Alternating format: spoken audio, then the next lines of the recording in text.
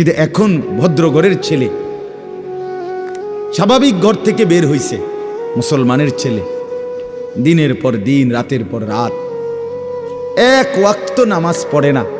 এতে মা বাবারও কোনো আফসোস নাই, এলাকাবাসীরও কোনো আফসোস নাই, পাড়া মহল্লার সর্দার মাতব্বর কারো কোনো আফসোস নাই, কারো মুখে এই নিয়ে কোনো আলোচনা নাই যে কি আমগো এলাকার যে ফোলাফাইন্ডি এগুলা যে কোনো নামাজই পড়ে না, আমগোর সামনে দুষ্টামি করে, হাঁটাহাঁটি করে, আমরা কি এটা বলতে পারি না? এই অনুভূতিটুকু পর্যন্ত লোপ পাইছে। আহ, এত দুর্ভাগ্য মুসলমানের ইতিহাসে আর কখনো হয় না।